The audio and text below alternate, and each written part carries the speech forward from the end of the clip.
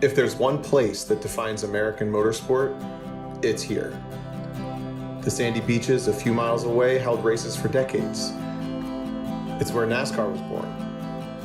They need a place to race, a superspeedway so fast and so huge that the cars could run flat out all the way around. So they built it. 1 million square yards of earth was moved to create the banking. The void left behind became Lake Lloyd. And 2.5 miles of asphalt created more than just one of the most beautiful racetracks in the world. It built the foundation of NASCAR. In the decades that followed, Daytona became hallowed ground. The trophies here mean more than any other. Win the 500, put your name on the Harley J. Earl Trophy. Win the 24 hours and strap a Rolex on your wrist. The banks are not always kind. They're not always fair. And while Daytona wins bring a statistical highlight to any career, it's the losses that make it seem pointless.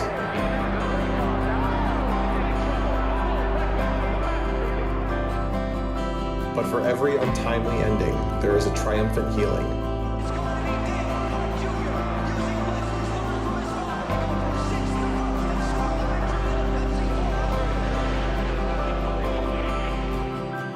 For every emotional victory, a mind-numbing realization. Tom O'Gorman fighting for every inch that he can possibly get. Won the last TCR race of last year, Road Atlanta, starting things off in exactly the right style. It is victory for Tom O'Gorman and the LA Honda team. I won at Daytona. I earned a trophy at the World Center of Racing.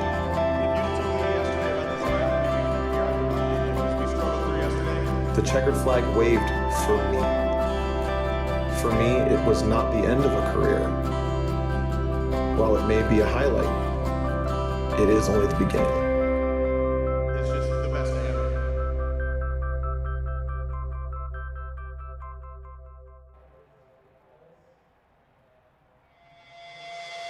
Daytona Beach in February is always rumbling with the sounds of new prospects, new hopefuls, and new faces trying to make a name for themselves in stock car racing. It's the place where the season begins, where statements are made, and where the most important trophies are carved with the names of drivers who will likely be mentioned all year long. It's the World Center of Racing for the Outsider Racing League, and there's over 40 drivers who want to be at the center of the universe tonight. This is the Wright's FeedYard 225, the first round of many in the 2021 Outsider Racing League. We kick it off here from Daytona. My name's Kyle Heyer, joined by Finian DeCuna and Alex Bell tonight for a 90-lap race here at Daytona. Finian, welcome. Always kicking things off in Daytona at night. This is going to be a blast.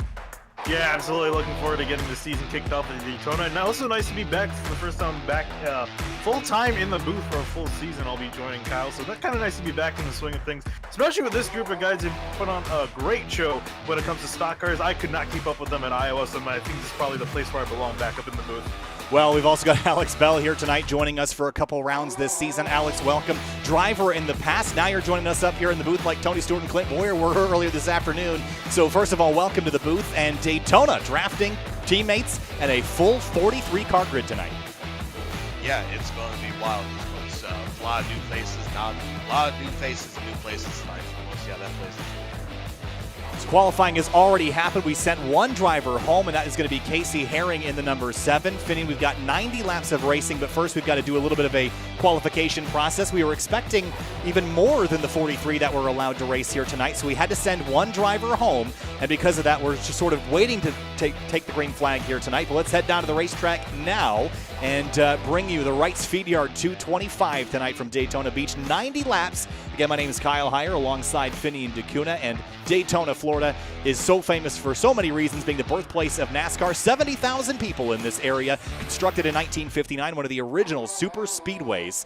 It is a beautiful circuit, 31 degrees of banking, and it's the largest single-lit outdoor facility in the world. Lights cost about $240 to run, so it is not an inexpensive place to have the lights on here. No LED bulbs around Daytona. We're going to head down to the racetrack here in just a few minutes to turn everybody loose, but Finian, we got a couple things I want to talk about, specifically some keys to the race. Fresh faces. There's a lot of new names here that have not run with ORL before and have to earn their stripes tonight. Yeah, and Alex mentioned it too that there's new names, new faces, and new places. That's a bit of an understatement. I would say I would probably say at least 10 drivers have never raced for this league. There are a lot of returning drivers as well, so they're joining faces that are pretty new to them. So it's going to be a lot of, it's always a learning experience coming back to Daytona with newer drivers coming into the league. There's also some guys that we're actually recognized here, notably Mitch Welker. He's racing with a completely different group of drivers, some that he's raced against before, but more or less he's racing against completely new drivers in a completely different car. And also keeping cool, not only your temper, but also the cars, Alex. The cars now are a little bit, they heat up a little bit more and a little quicker than they used to in the past. So when you're in that draft, you're not getting any air into the front bumper of that car, and you're not cooling off that motor. So not only do you have to keep yourself in check temper-wise for 90 laps, you're also going to have to make sure you keep that car cool. Yeah, the talk in the garage is once these things hit about 289, 290 degrees, they're going to be really close to blowing. And the big ones, plural perhaps, Finian, we might see more than one. We call it the big one when we get, maybe 5, 10, 15 cars in a pileup. We're going to start with a full grid. That means that there's a lot of potential for chaos, and surviving to the end of the race is probably the most important key. Yeah, absolutely. And I think this is actually probably the biggest grid we've had at Daytona. I think we've gotten really close to 43, but I don't think we've ever actually had a full grid of 43 cars, the traditional number that used to be able to start any NASCAR race, including the Daytona 500. So it's going to be a lot of cars on the track. I would imagine with 90 laps, these guys are going to want to keep it cool, calm, and collected. We've seen it time in the past. They've definitely been able to. Towards the end of the race, it gets a little bit heated, as you expect. But we'll have to see how it's going to be early on. Again, a lot of cars on the track. A lot of things could go wrong. Also, next week, we're going to a very non-typical racetrack. It's actually a couple weeks from now. 2 weeks from today, we'll be heading to Circuit of the Americas in Austin, Texas for our first trip down to that road course. 3.5 miles, 20 turns. Alex, that is an unprecedented racetrack for ORL to be racing on. They're never shy about running on wild road courses, but COTA is certainly going to be one of the more interesting ones that we've seen ORL cars on. Yeah, for a track that was designed mainly for F1 cars, putting these big, bulky stock cars on them is sure to put on a show. I don't know how those things will handle there, but it's going to be fun with this group of guys here. I can tell you it's not going to handle very well, but one of the things we are going to be doing tonight is basically draft racing, Finian. No longer restrictor plates on these cars. They're slowed down just with aerodynamics, but we're going to see packs 3, maybe 4 wide at times. So we've talked about surviving to the end of the race, but tell me about how to group up with your friends. There are lots of teams here tonight with 2, 3, 4 cars. So how do you find your friend, and is it good to make a plan, or is it maybe a risk to make a plan knowing that it could unravel at any moment? It's kind of have to go a little bit of both. I think I remember it was when I was taking part in the Fuel Mission 22 premiere race a few weeks ago. I remember I told you before that I was going to, before the broadcast went live, that I was immediately going to pull to the inside and drop to the back. I did not do that because I decided, as I was kind of feeling the car, I was like, on a fly decision, I was like, I'm going to stay out near the front. I think I have a decent shot being here right near the front of the field. And they did work out pretty well for me. So it's kind of one of those things you have to call an audible. You need to know, where's the traffic flowing, who's dropping, who's near you, who's around you. Do you like the position you're going to be in? And maybe around also, where are your other teammates at around in the field? Who are the guys you want to work with? So with taking all that into play, you kind of have to play it by ear and play it by lap. Every single lap, try to make a decision for that. Especially, again, a lot of guys here, and they also all had to qualify too. So normally you would have teammates maybe not qualify, sticking in the back. Everyone qualify, they're all over the field. So it's going to take a little bit of time, I think, to try to get hooked up with your teammate if you want to do that. And air temp right now, 78 degrees Fahrenheit in the air, 79 on the racetrack itself on the asphalt. So I don't think weather will be a huge factor here tonight, but relatively cool for Daytona Beach. Partly cloudy skies. It is a beautiful day for sure. Beautiful evening here. We're going to be racing into the night, Alex. I always love watching Daytona at night, but tonight we're going to be basically starting in the heading into the darkness, so I can't wait to get this thing underway. Yeah, it should be really great. Handling really shouldn't be an issue with this being nighttime, and the track's going to have a lot of grip, so that's going to make the excitement level go that much higher up. All right, field is rolling off of their 1 pace lap. Let's have a look here at the starting lineup on the front row. Actually, this is from qualifying results a little bit earlier, so we're going to refer to the side ticker. On the front row, it's Ria Massey in the number 23. That's a new name here. And Mario Miranda in the number 98 on the outside of that front row. Then it's Braxton DeWeese in the 51 alongside Jacob Plank in that 38, Finian. Yeah, moving back, we find Eric Hutton sitting in the 5th, a familiar face. Jeff Wright, another familiar face, sitting right next to him in 6th. Liam Sheen, a big name you're going to have to keep an eye on in the 40-car lineup in 7th, and the 22, Andrew Telegraph, in 8th place. Mitch Welker, new driver here in this series, comes from the fuel side of things, rolls off 9th alongside Bryce Calusa in the number 20. Then Zach Carr in 11th alongside Landon Kvatovich in the number 17 car. Ryan Carwile and Jeremy Miller in row number 7. Then Brandon Sheridan and Adam Cabot lining up in row number 8. Cabot is a past winner in this series, multi-time race winner. So is AJ Stravato, who rolls off in row number 9. Rest of the drivers on the left-hand side of your screen, manufacturers, Ford, Chevy, Toyota, well represented all the way through the field. But at the end of the night, I don't think it matters what badge you got on the front of your car. It's all going to come down to what friends you've made and what foes you've made in the 90 laps of racing tonight. 225 miles for the Wright's FeedYard 225 here on Sim TV. Thanks for joining us tonight. 2 weeks from now, we'll head to Circuit of the Americas for round number 2, but I cannot wait to get underway here this evening. Pace car about to make that hard left onto pit lane.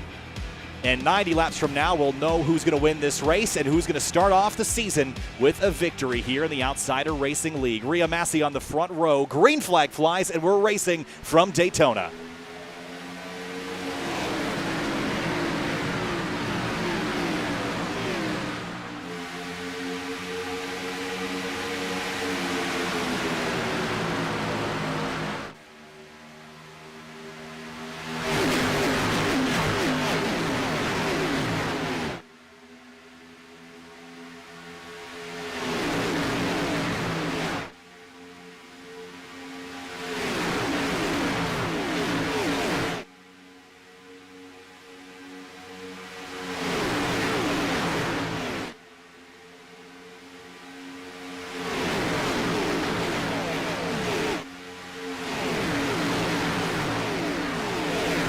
Lap 1 complete, and Rhea Massey leads the way. A couple drivers dropping to the back here early, Finian, but so far so good.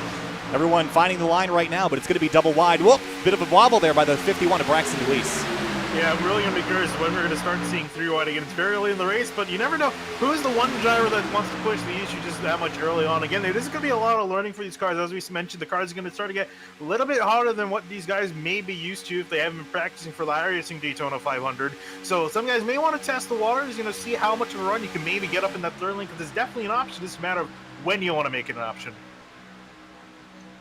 Yeah, the top line here, top of 3, definitely works if you have the right people up there. I don't know if anyone's going to be ballsy enough to try it right now, but towards the end of the race, be sure to keep an eye out for that. Yeah, maybe people are a little gun-shy here in the opening few laps to make any wild moves. As the race goes on, I think we'll progressively see a bit more bravery throughout the field.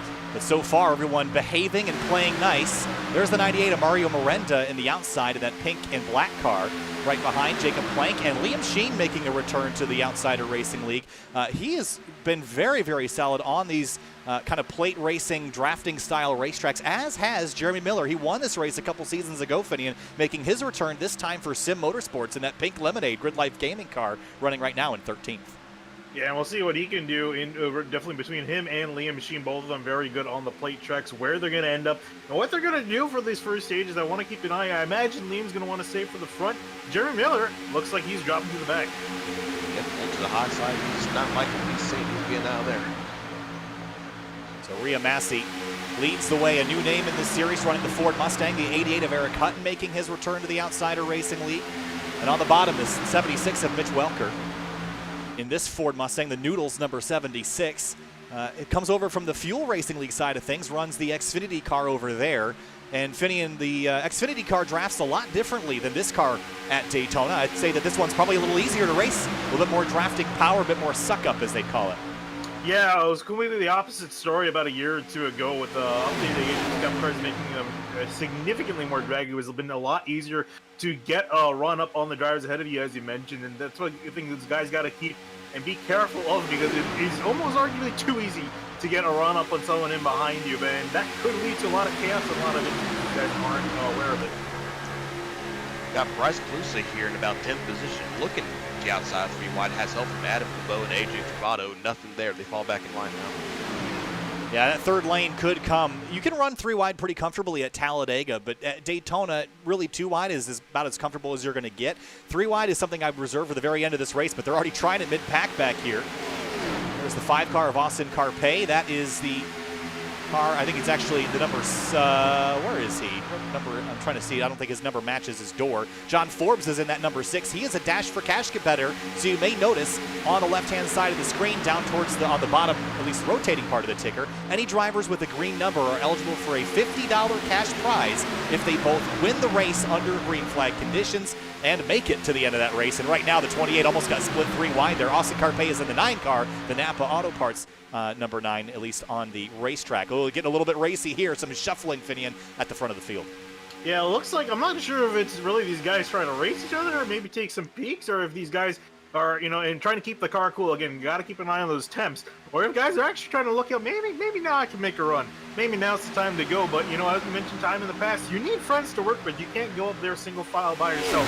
It just won't work. You need at least 3 to 4 guys. It's kind of the magic number to really get a different lane going. Corey Steinhauser, sorry to cut you off there, Alex. Corey Steinhauser in the 65, down 2 laps at the moment. Didn't get a great start, off the pace right now. Also not in the draft. He's all by himself. So, Alex, that's going to be a little tricky for him to make up this early in this race. Yeah, definitely. You're about 20 miles an hour slower by yourself than in this big pack of cars. So if he doesn't get help soon, he's going to be down a paddle. So Braxton DeWeese in the 51, leading that outside groove in front of Mario Miranda. Not a lot of movement so far. I see Liam Sheen trending forward, Finian. The challenge of plate racing like this is when there's so many cars that are also competitive, it's hard to go anywhere. It's just a roadblock. Nowhere to go, really.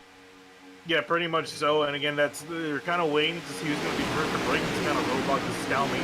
That lane on the outside is open, but so far it seems guys are just willing to kind of just ride it out and take the laps off. But I mean, hey, we're already 8 laps in of 90, so we're already 10% of the way through this race.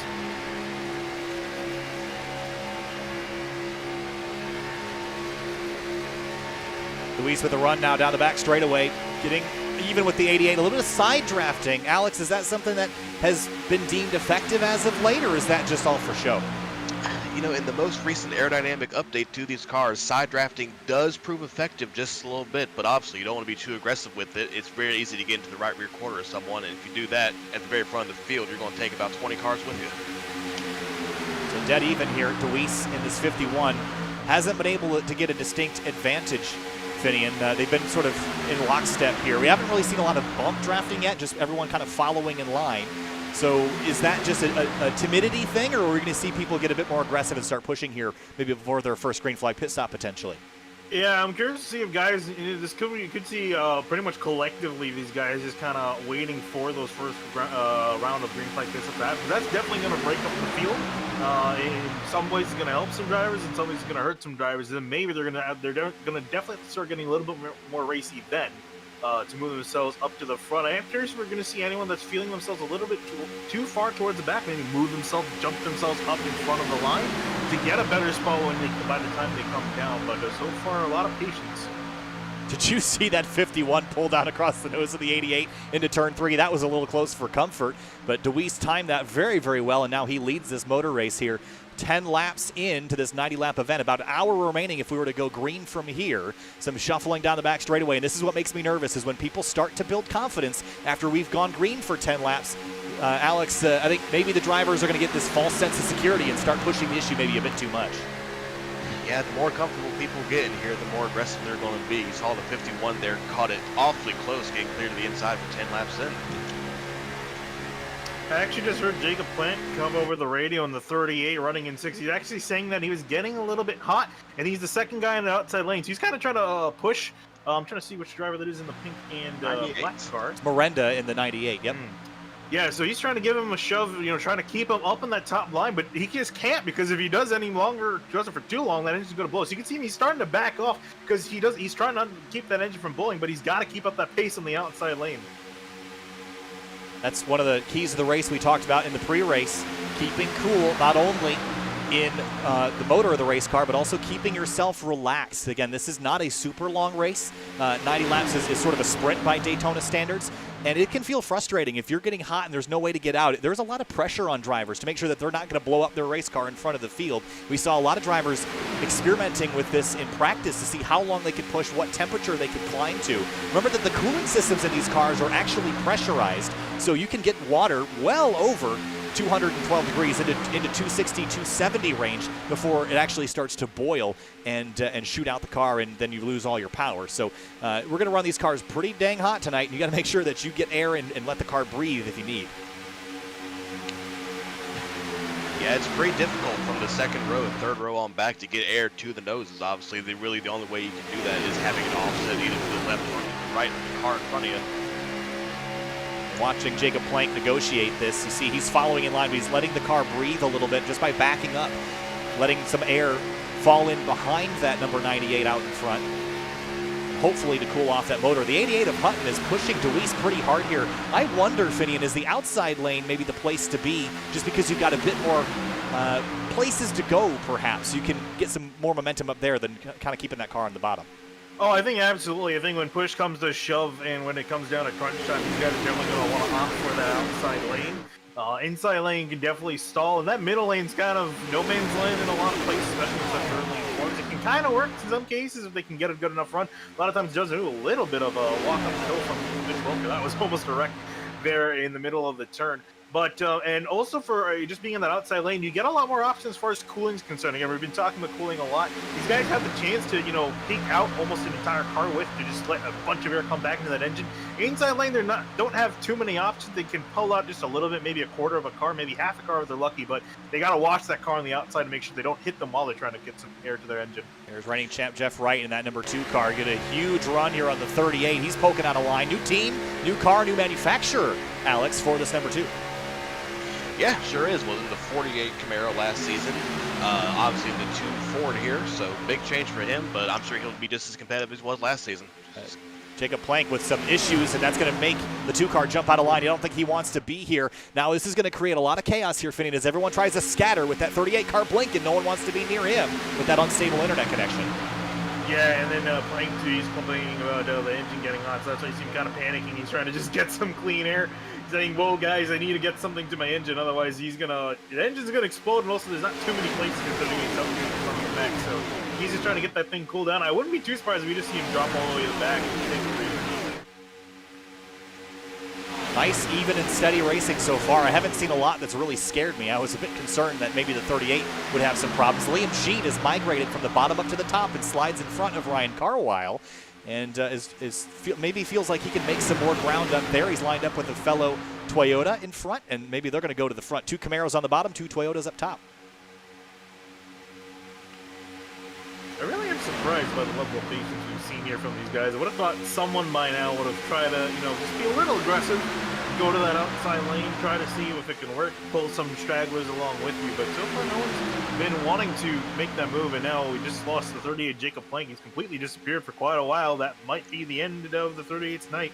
Oh man, that's not good. Also, if he pops back in, that could spook a whole lot of people, so you have to be real careful when that happens. Again, no chance for random equipment failures other than on the hardware side, and that means that racing on the internet, you've got a lot of components between you and the other players.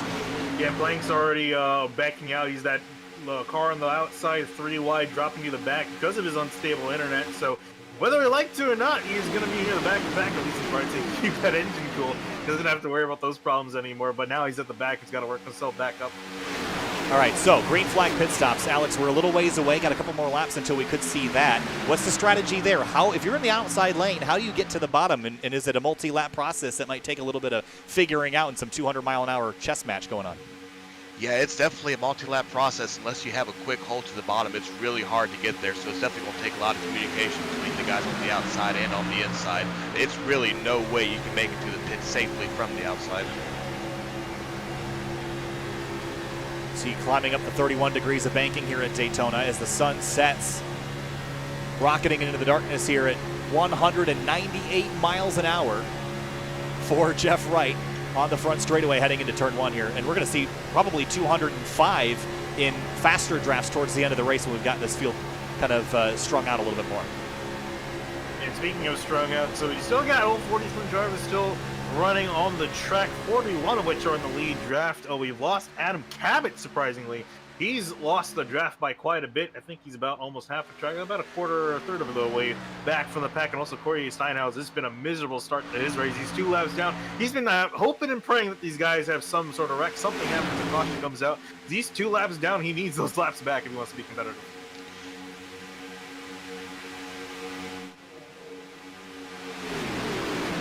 Vast majority of the drivers that started this race still running up in this lead pack. I'm also surprised we haven't seen the back half sort of split off and do their own thing. Alex, that's something you see a lot is you'll get a front pack that's being racy and competitive and a back pack that just wants to hang out. We're not really seeing a whole lot of that. There is a couple stragglers tacked onto the end there that seem like they're backed out, but they don't have any separation to that front group.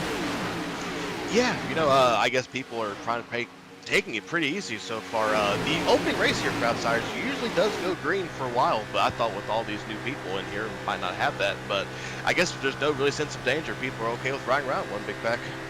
Danger approaches as they're approaching the back of Corey Steinhauser. So we may see something here. Yeah, the comm's about to be broken up here. These guys have been putting around double wide. Now they're about to be 3 wide for a little bit. This shouldn't be a problem, in theory. It shouldn't, in theory, are the 2 key words that I think you just mentioned there, Finian. Usually if this happens on a straightaway, it's not a big deal. I'd rather have it happen on the back than the front straight. That looks like that's where they're going to catch Corey. So this should be pretty straightforward as they're going to take him 3 wide. Corey Steinhauser going a 3rd lap. Actually make this a 4th lap down here early in the going as we approach completion of lap number 20. And so far, so good. I don't think there's going to be any dramas here. Nicely done. Okay, we'll give it to our plenty of room. Looks nice. Still about half the field left to sneak on through here. This is what makes me nervous is going through the tri-oval. That was a little tight there with, I think that was the 79 car of William Schmidt. Flashbacks to the fuel race. Yeah, there was a couple instances in the Fuel Mission 22 Premier Series. Oh, there they go. No, there we go. Oh, the 9 in the fence hard. I think we actually avoided tearing up a whole lot of cars, and we got a couple of them in there at the exit of turn 2. 29 car. Theory will remain a theory. Yeah. There's the 9 car of Austin Carpe that got turned around, and the 29 of Angelo Ronis. But our first caution comes out at lap number 21. And the 65 gets in the fence, just comes off, catches the 10, a little bit of net code there for sure, and that's where they get tangled. The 29 gets caught up there in the last moment. 18 of Wagner did a great job trying to steer clear of that. Yeah, Chris, how many other guys got a few pieces of that? I know definitely the 5 of Carpe, or the 9 on his doors, has definitely got the worst end of that wreck. Ronis got tagged right at the end there. I think he might have gotten away with damage that is probably fixable. Yeah, it looks mostly cosmetic. Obviously, you want to fix the the body work. That's definitely going to hurt you, especially considering how important the wing and everything is. You need the airflow coming as clean as possible in these cars. So, but I think that should be fixable. It doesn't look like he got hit on the front by the engine, which is definitely the key thing. On board here with the 25 of Tim Downey Jr. I think he's going to get tagged in the door by the 10 car. Just got a piece of it there. Buff it out. And yeah, only 2 or 3 cars got any sort of significant damage, so I'll call that a win. I didn't think we were going to get this far, honestly, without a big major wreck with a field this big and this competitive. So, caution out, lap 22. And shall receive. Yeah, I guess so. Caution out here at lap number 22. Braxton DeWeese is your race leader. He has led today 11 laps of the 22, so that means that he has led 50% of this race. All right, Alex, Larry Mack, tires and fuel, or just fuel, or what's the strategy here? I think for right now, probably after a 20-lap run, you probably just want to come in, take fuel only, maybe check the tire wear, but I don't think it's going to be anything too major, honestly. Corey Steinhauser did set off that incident, but we'll probably try to take a wave around here. Robert Gaba also looks like he is out of this race. Austin Carpe has been in his stall for a while. That car's pretty torn up. That was really dicey pulling into the pit stalls there from the front runners, but I think we got them all in there. Rhea Massey in that 23, the pole sitter for this race. Out front, only led 4 laps, so not a lot of strength once the race got going, but single car strength for sure for that 23. Oh, and we're seeing some guys taking 2 tires. This is going to mix up the order a little bit. Definitely. Also, looking back on the 25 of Tim Downey Jr., actually a lot of damage that was on his right rear quarter panel into his spoiler. Looks like he's in the pits now getting it fixed up. Yeah, the rear part of that is what bothers me, I think, is this whole rear area is such an important part of how these cars make speed. I'm not so worried about the front, but the right rear, that could be an issue. I think the front in the draft will be fine. If you get out on your own, it's going to be a problem.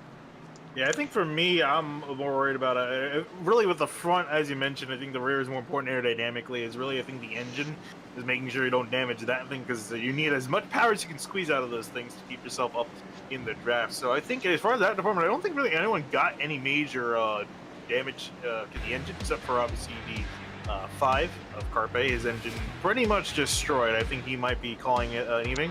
Also, update on Robert Gaba, lost connection to the server, so.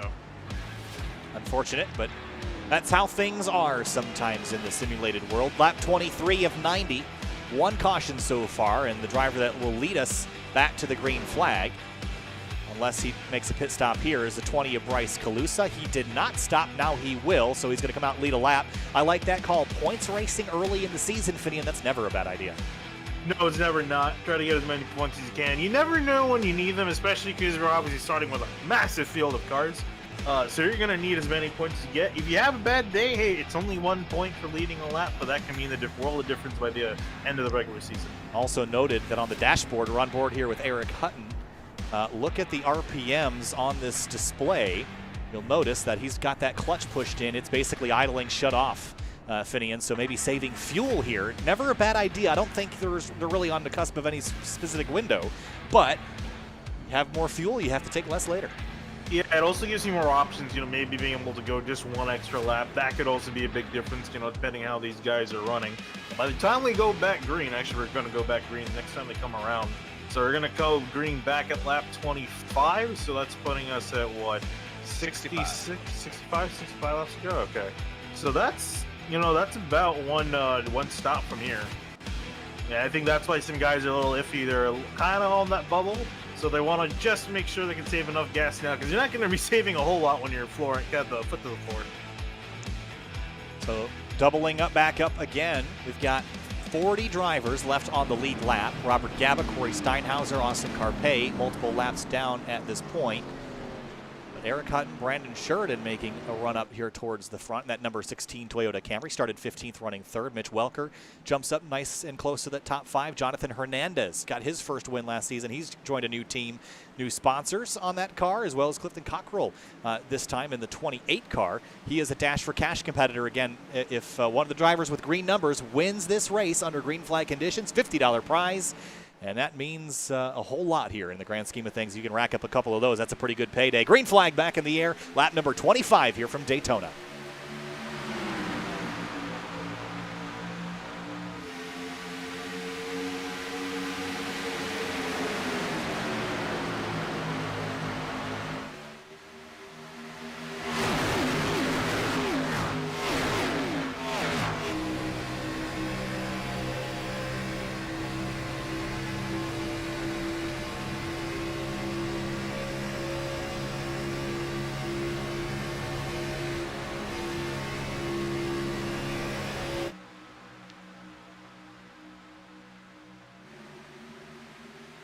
Mario Miranda in the 98 pokes out, takes the lead for a moment, but Eric Hutton powering on the outside with help from Mitch Welker in that 76 Mustang across the line here. Finian battle for the race lead.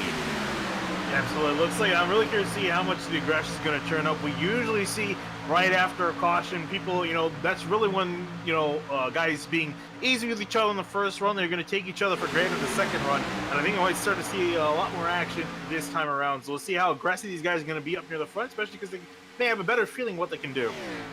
Car in front about to go a lap down. That might be Robert Gaba returning to the racetrack, and indeed it is in that 75 car. So keep an eye on this as we approach turns 3 and 4. We're going to catch him in a little bit less ideal spot than we caught Steinhauser last time.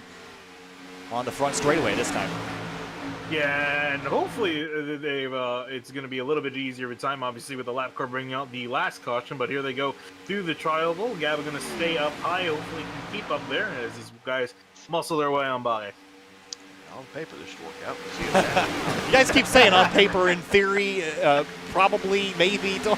It's scaring me, guys. I'm a little superstitious. That stuff scares me. One car dropping out of line there. Is that it's one of our Dash for Cash competitors? Is that Clifton Cockrell in the 28? Nope. It's another one of our drivers. That looks to be John Forbes in the 6, dropping out of that lead pack. He's just decided he's seen enough, gonna hang out on the back with some of the other guys. You might also see some more guys decide to hang out towards the back of the pack. That could also be another big change. Oh, big move, 3 wide. Jeremy Miller stuffed it in underneath the right there. That was big. Yeah, Miller in that pink car up the middle, squeezing in between. Really enjoys his plate racing stuff and is quite good at it, but he's very methodical about it. He quietly climbs his way to the front, but I would guess by the halfway point of this race, Jeremy Miller will have led some laps, and I think it's going to be really hard to wrestle away the lead from him once he gets there. Also, just been hearing Welker wanting to work with Eric Hutton, trying to push him to the front. Indeed, he did. Pushed him out of the outside lane. They both gone down low to secure Hutton's lead on the bottom side. Tell you what, it may not be working much right now for Adam Cabot, but he seems to be about the only guy that's willing to get out there and try the outside of 3. Hopefully, as race goes on, he might get some partners out there with him. I think it might work out for him. Already seeing some friends being made, which is interesting because Mitch Welker and Eric Hutton do not share manufacturer decals fitting, but that's not going to matter a whole lot. I generally think in iRacing, typically you're not going to care all that much which driver is running what decal on the nose, but it might influence your decision later in the race. If you've got a choice of a Ford or a Chevy and you're running the bow tie, you might go with the Chevy instead. Yeah, I think for a lot of these guys, next you just saw 2 more guys just hook up immediately, blow past Hutton. That's just showing you how effective the draft is, especially in comparison to the Xfinity car. Those guys are able to hook up immediately and work past Hutton. Nothing they can do on the bottom side. But yeah, I think it's also really a matter of thing, you know, you can't really choose who you want to work with when it comes down to it. You're just going to have to work with who's around you and who's, you know, willing to also work with you. And I think that's what we're seeing with Welker and Hutton, trying to make some friends up near the front of the pack. Looks like the outside lane's starting to work a little bit. The 51 pushed the 33 out there. Now we have the 19 trying to push Braxton the same way he did to AJ. Definitely getting a little bit racier and pushing a lot more, and that outside lane's aggressiveness has jumped significantly. At the pointy end of the outside is Braxton DeWeese, and right behind is Jonathan Hernandez, and that number 19 who gave him a big shove, but gave him another shove in the middle of turns 1 and 2 fitting, and that seemed to destabilize that lane, and on the bottom has that surge. Yeah, and I think we're starting to see, you know, I was a little bit worried early in the run of the outside lane, just really wasn't able to get enough on the run, but it seems like that's not the case. We can get 2 guys to hook up. They can hook up for just long enough to put maybe 1, maybe 2 cars up in front and clear of the rest of the traffic. I haven't been, again, pushing the waters too far, but we're starting to see a glimpse of what they're able to do up there. Oh, and actually, Welker jumping to the outside lane. It's going to be a good move. If the 51 can get to him, he might be able to get clear of AJ there on the bottom. Yeah, that was an interesting one to go to the outside. I generally like being up top, Finian, for the ability to make moves. I don't like being up top, though, because if a crash happens underneath me, you get caught up in it. I'd rather be on the bottom to have an escape route, at least this early. But at the end, when I'm ready to go, I'm going to jump to that outside groove. I feel like there's more momentum built there than on the bottom. Yeah, also just personally for me, I just love being, it feels really claustrophobic being on the inside lane because you can't really move forward. You're stuck in with the guy in front of you, the guy in behind you, he really can't do anything unless he wants to make it 3 wide. And then the guys up top, they're sandwiching you down to the yellow line. And then, of course, you have the double yellow line to your left. So you're kind of sandwiched in a box. So it is pretty claustrophobic. And like you said, you can't really move a whole lot of places. You can't make moves happen. Speaking of which, starting to see Welker going up to the lead. Yeah, with a push from the 51 of DeWeese, and got to be really cautious how you're pushing. The 76 is, oh, they're going to go 3 wide. DeWeese up the middle into turn 3. Left 2 drive. Did you guys both say the same thing at the same time? Well, no, Welker in the chat, he's just saying, well, all right then. He drops it back in the Whoa, 33, top to bottom elevator move. He's going to go from the wall down to the line to cover the bottom of the 51, gets turned. Going to be a huge crash on the front straightaway. Everybody's in it. 5, 10, 15, 20. It's a massive mess on the front straightaway. Caution out.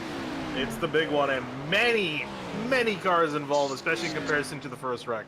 So many contenders right there. My goodness. What a mess. And Mitch Welker torn up in it. Looks like Jeremy tried to shoot the middle there, 3 wide going for the lead. Maybe just clipped the left rear quarter panel of the guy in front of him.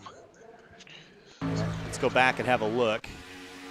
See the 51, the 33 drops to the bottom, the 50, oh yeah, Miller gets in there, then the 51 gets turned off the nose of the 30. What a mess. Track blocker. There's nowhere to go right there. Yeah, see the 33 makes this big move to the bottom, and the 30 sees that hole open. The 51 keeps coming, gets a tag there. And the 30 could lift, the 51 could give room, but neither of them did either of those things, and that's what caused this mess. Too many cars to count. Yeah, and then there's nowhere for anyone in the immediately following pack to go. And even guys in the second pack, too, they're probably just trying to look for some sort of hole to go clear through. I actually saw some white car just managed to find one single hole that opened up after the entire track was blocked. I'm trying to see who that is. We'll get a couple slower looks at it. That was the 17, I want to say. No, I think it was the 92 of Matthew Close. Let's go back and have a look. We had people that were running second involved in the wreck. We had people that are running 32nd involved in the wreck. So here's on board of the 92 of Matthew Close exiting turn 4. And wreck's going to start on the upper right of your screen. And Close is going to lift. And the C's are going to part. Wow, I got really lucky there. Oh, man. Wow, what a mess. So this will take a while to look through, but I bet you we've got about 24 cars or more with damage from that one. So up front, the drivers that made it pulling into the pits now. Yeah, we're really going to see now damage. There's not many of them that are coming with the pace car. I think a lot of guys are still limping their cars back to pit lane. So we're really going to have to be able to see the damage report, the true damage report of everyone that was involved is going to try to get as much damage fixed as possible. But yeah, the amount of cars that are running well has been cut by a significant margin. Well, look at our keys to the race. We've had one. I don't think we're done yet. It's way too early for that to be the last big crash. Yeah, I think it's a good thing you made that plural because I don't think we're quite done yet.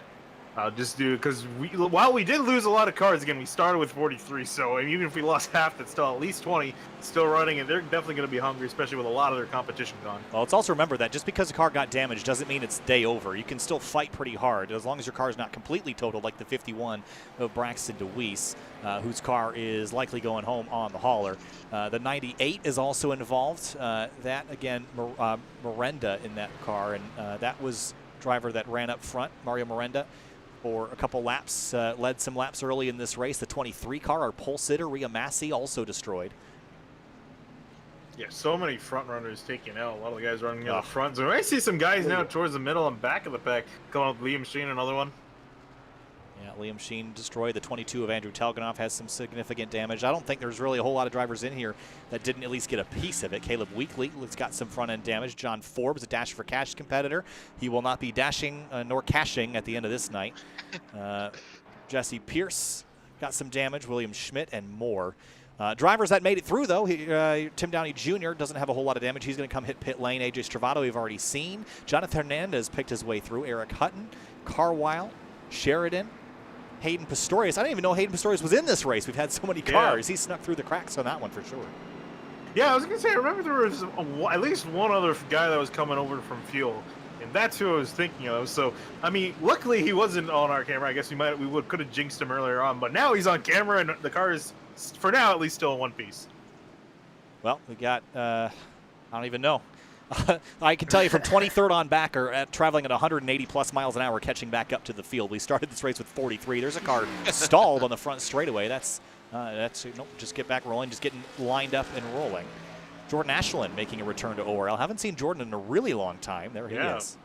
I saw him on the starting grid. I was like, wow, we're really getting some old faces back in the grid. So Ashland having a pretty good day so far. Starting 21st was another driver that was able to skate his way on through the wreck, finding himself up near 11. So this is going to be really interesting. The entire running order has been turned on its head. See some guys up near the front that we haven't really seen so far this race, and curious to see if they're going to take it easy, kind of like what we saw in that first run, or if they're going to go more like the second run, start forcing the issue a little bit more as we're slowly approaching halfway. Well, Alex, I'm sure you can speak to this, but after this big wreck like this, it tends to calm people down for a little while, but all that frustration is going to bubble back up, and I think by lap 50 or 60, I think we're due for another one.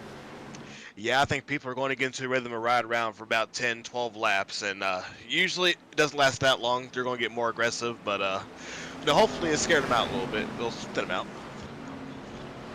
The big one already here at Daytona. That's one of the biggest ones I've seen in a really long time here on SimTV. That was probably well over 20 cars. Pace car going to make the left-hand drive onto pit lane. AJ Stravato in the Waste Management 33 going to lead us back to the green flag here, Finian, as we go back under the flag stand. Yeah, there's still guys trying to sort themselves out near the back of the pack because there's so many wrecked cars and guys trying to repair their machines. As we go back green here, it's also going to be interesting to see who's really, of the damaged cars in the back, who's still got a competitive car as we go immediately single file up near the front. Sort of what we expected, perhaps, as I just alluded to, maybe some calming for a little while. And I think someone's going to start stirring the pot, and we're going to brew up a little bit of chaos a little later. Here comes the 88. That's a little offset. That makes me nervous. Someone else. There's another lane already formed. A few cars back. It's Carwile. 71. Another car on the outside out there. Yeah, it's just so easy to build up a run. It's very tempting to not just pull out and try to make a move up here to the front. It's just so easy to do. And here we see Carwell trying to make some noise with Ashland. Only 2 cars. Yeah, this is an interesting situation here because I think what they're capitalizing on, Alex, is the fact that everyone's being so calm right now. Take this opportunity. The track's clear. Run and grab some spots, and that's what it looks like they're doing right now. Yeah, we're going to get some help from Jeff right out there. I don't know if 3 cars can trump this inside lane. Have a good chance at all, too. Yeah, I'm curious to see too, because again we said 3 or 4 cars even a magic number in the past, and I think I would definitely say at least 3, maybe not 4. Again, we talked. Oh, crash! The 77. Big slide. Can he hang on to it? Oh, back in traffic. Oh no. Oh man, there's the 77 spinning. I think we're gonna wad a few more up. Low and spinning. Casey Lacatus taking evasive action through the grass. I think we're gonna stay green, guys. Somehow it's not another 10-car wreck. Yeah, much Adam Cabot's dismay. I'm pretty sure that's Cabot's machine. Yeah, wow, he had a little bit of help, I think. Go back a little farther and see how this all sorted. He had the 16 car behind him. That was Brandon Sheridan, and I think they're going to pull down maybe in front of the 17 car, and that's where they're going to get a little bit sideways. Yeah, right this here. has been miserable Daytona for Adam Cabot. He started, remember, lost the draft immediately, was able to get lucky with a caution. He actually got kind of, quote-unquote, lucky with this. He didn't get hit from everyone, so the car is still one piece. He just lost the draft yet again for a second time this race. Yeah, how he didn't get T-boned by someone right there is amazing. That's a good job on everyone missing them. That probably should have been a caution, but it wasn't. We got away with that one. Look at the 27 pushing the 71. Ryan Carwile won his first race in Outsider Racing League at Charlotte towards the tail end of last season. Proved to be a very staunch competitor. Comes from sort of a road racing background, but has really embraced the oval racing style, Finian, and Carwile is coming to the front here.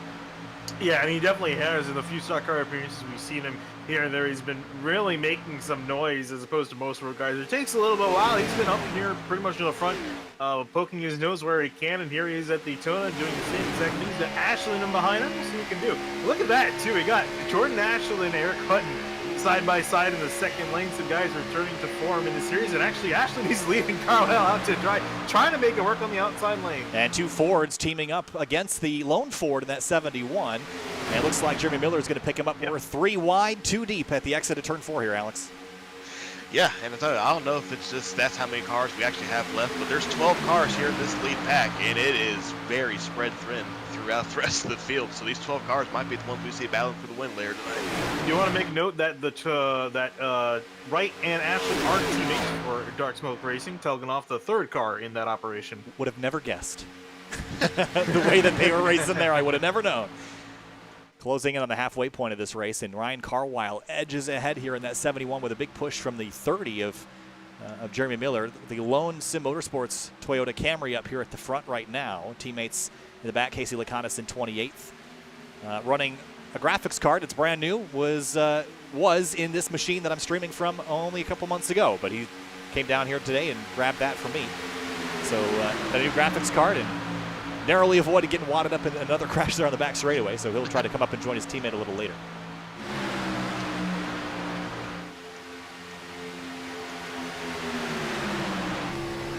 AJ Block gets back down line from 88. Oh, that was really tight. Calusa and the 30 of Miller giving a big shove, and Miller is being very aggressive with these pushes here, Finian, and it looks like it's making him some ground. Yeah, indeed, and I'm also taking a look around the pack. There are a lot of little packs kind of formed up from a lot of the crippled cars from the wrecks. You can see them. You can see some guys coming down on the back straightaway now. There's one kind of cluster of cars. There's some also stragglers. So here's the main group coming on by. I think they're actually about to catch 2 lap cars. So you can see there's one group, then a second group, one car, which I believe is Adam Cappa, and then some more groups. So this is going to get interesting because these guys are going to catch lap cars eventually if this does green run does continue on for long enough. They're going to be catching guys in pretty big packs, so that could lead to a lot of chaos. Closing in on the halfway point of this race here. About 35 minutes of racing remaining if we stay green to the end. We've been out on the racetrack for only 8 laps since the restart. So still a little ways to go before we have to worry about any sort of pit stops. Right now, just forming in line and racing to the front. Hernandez narrowly missing that previous wreck. Right in line behind the 20 of Bryce Calusa, who won on the road course at Road Atlanta last season and is going into Circuit of the Americas perhaps as a favorite.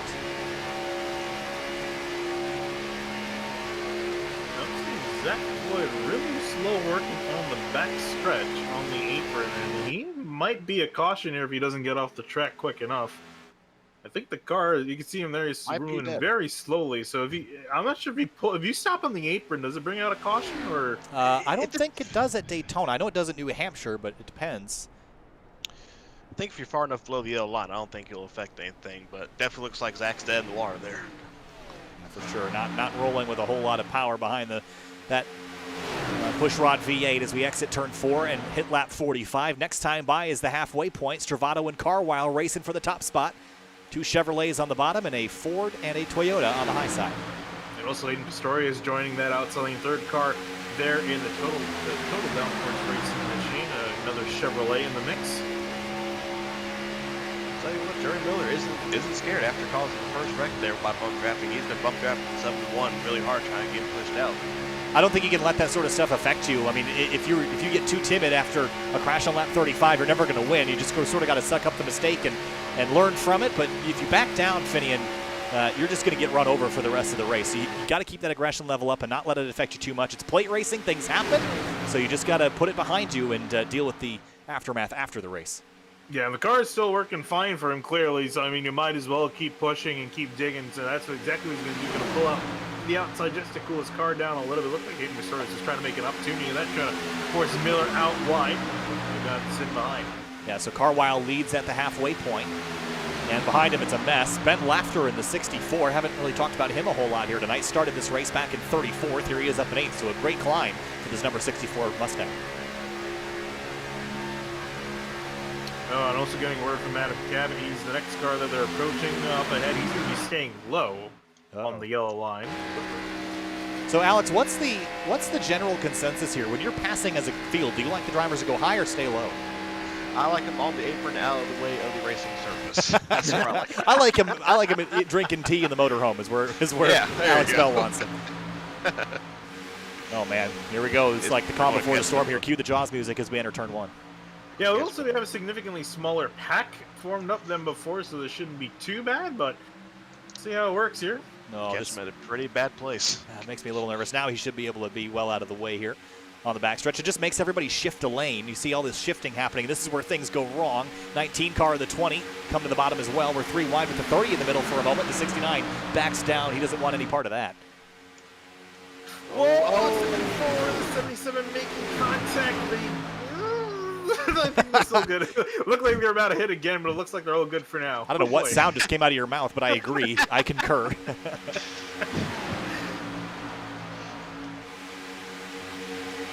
And I think for anyone wondering why Cabot decided to stay down low, I think he figured if he just stayed up high, they were going to blow past him and he may lose a chance of trying to get the draft. And, we did mention that it's a lot stronger than it has been in the past, but when you have the field just blow by you, it's kind of hard to try to get the last car and trying to get the draft off of them. So I think he's trying to make sure that he was in this lead pack so he doesn't lose another lap.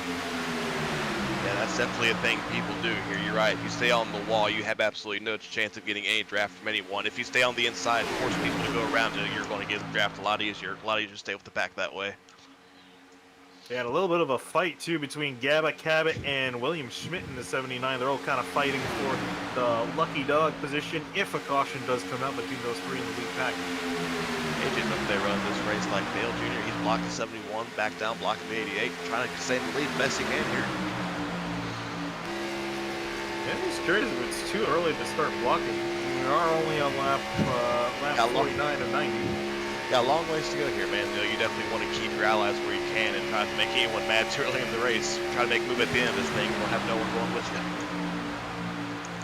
you. Side by side up at the front, 2x2. The 16 car a little bit lost there in the middle for a moment. We're going to want to get sucker hold. You got to pick a line and stick with it. If you're drifting around that middle groove, you're often going to get dumped when someone chooses left or right and not center.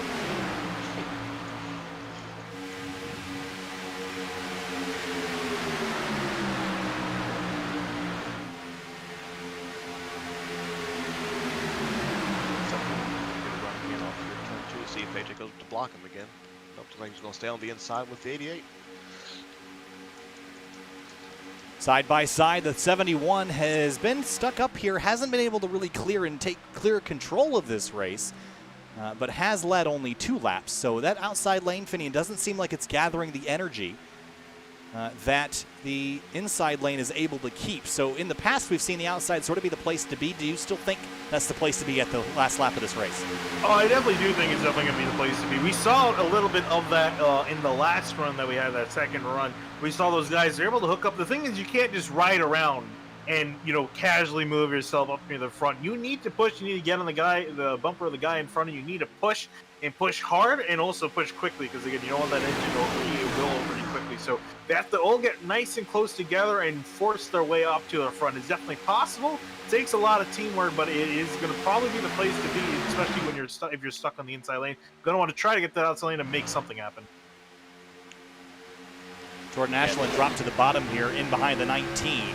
20 car Bryce Calusa up in front. A little bit of a gap behind the 69 of Pistorius.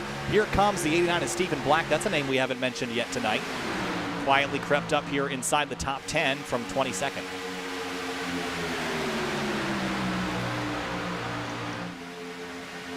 You didn't even see that you can do anything. I think you might just be happy being content just kind of riding around. You don't want to make yourself too much of a name. Sometimes it's good not to be known. Yep. So there's that lead pack.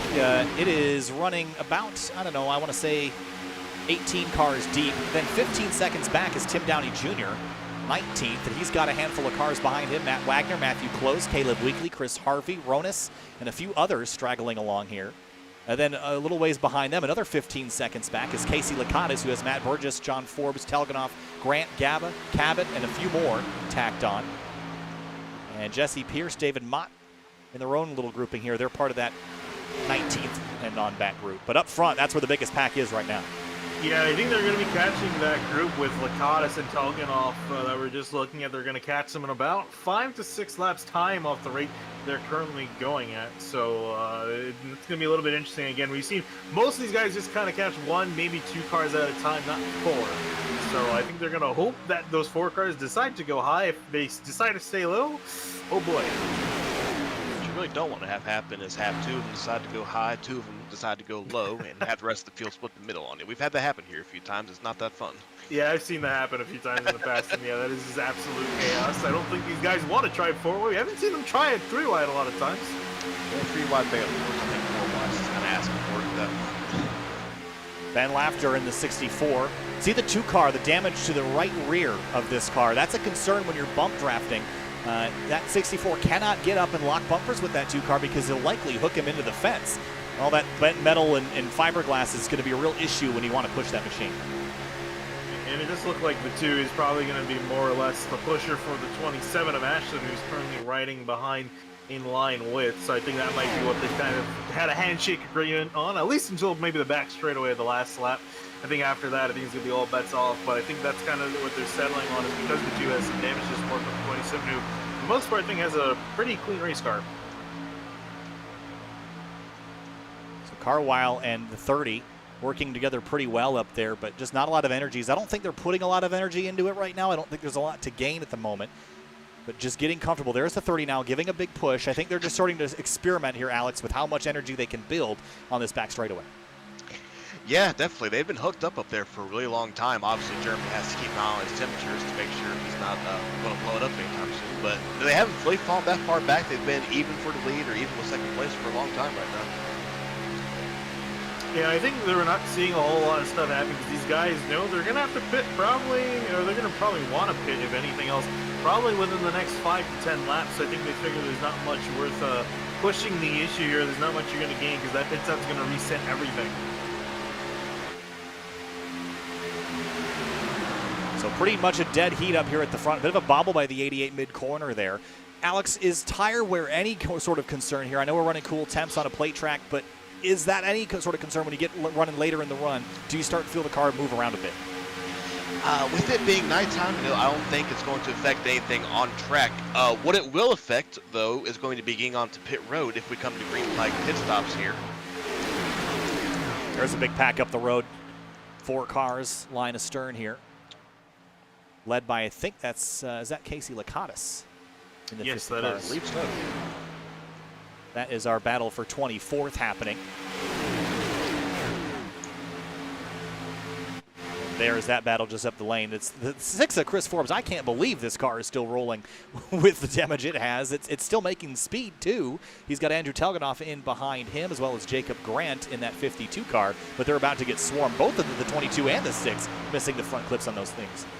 Yeah, this is kind of, they're just kind of putting around, hoping a caution comes out. They are about to go a lap down in about a lap or 2 here, so their hope's going to start to run out, and I think you can see them all migrating to the top side. So I think that answers their question. They're going to play it safe. I'll tell you one thing, I don't think the 6 or the 22 is going to run into any more overheating issues, especially the race. I think they got plenty of intake area for sure. The 2 car dipping below that yellow line just for a moment. That's out of bounds down there. Can't use that. The 30 pushing mid-corner, Finian. Is that too aggressive, or is he experimenting to see how much you can push before that 71 gets loose?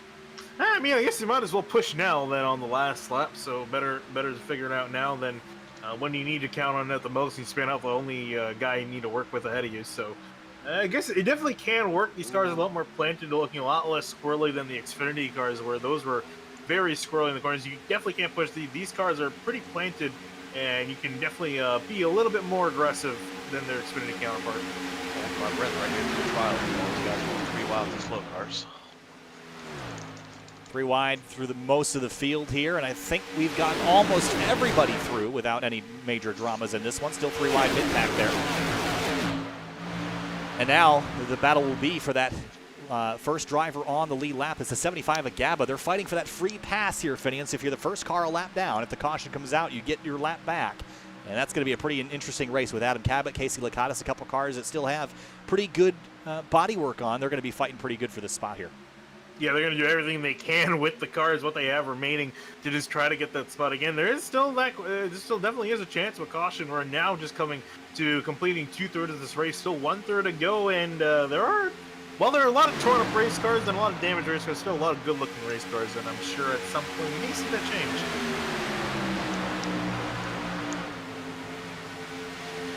A lot of patience I'm seeing right now that I don't think is going to exist about 20 laps from now. We just haven't seen a lot of big moves. I think that big crash did scare a lot of people to the point where they're not making huge moves right now. Everyone's sort of just riding right now, which I think is a good thing here, Finney. We're not turning things upside down and backwards. We're being pretty patient here. Yeah, no, we definitely are. And again, everyone's just a matter of just waiting for those pit stops to start occurring. You might start to hear guys make calls to get single file out. That'll kind of be our signal for when these guys do finally decide to make it down a pit road. The pit road window. Oh, there they go. 77's going to spin again. No, he saved it. Oh my gosh, he has been just absolutely on it tonight with the saves. That should have been another crash. Here's a look at it through the tri-oval here, but on the underside of the 75. This is the battle for the free pass. They just get together here. Oh my goodness, the 64 of Laughter did a cracking job of hanging on to that thing. I can't believe that wasn't a crash. Yeah, and I think luckily for Cabot, he wasn't on the receiving end this time, so he was going to keep his spot. I'm not sure how Ben Laughter is doing, if he lost the draft or not. Laughter looks like he has. He got the one. Yeah, he got picked up by the 12 and the 22, so he's going to be behind the 8 ball here a little bit, but he's not going to lose the draft, looks like. Up in the front, 30 laps to go, make it 29 this time through. And AJ Stravato, with all that chaos, has managed to eke out ahead and is clear of that outside lane. One thing we haven't really seen a whole lot of yet is drivers up front controlling the lanes. They haven't really had to. They've gotten up front and stuck to the bottom. And that's worked out pretty good here, Finian. But as soon as that outside lane starts gathering momentum and energy, you're going to have to start blocking a little bit. Look at the 71 coming. Does Stravato go up there, or does he stay? Looks like he's going to stay for now. He's going to stay. Again, the key word there is staying for now. And again, I think we're going to see a lot of guys willing to leave their friends as this run starts to go on. We're seeing a few guys just be absolutely cutthroat, completely leave people out to dry. We saw Mitch Welker being ditched out on the outside. I feel like we're going to see a lot more of that as the run goes on. Ooh, a little bit of flashing from the 21 car. There, or the 20? 20 car, yeah, that's Wright's Calusa. Some internet-related issues there. Now Miller giving a big shove to the 71, pushing him almost clear of the 33, but not quite there.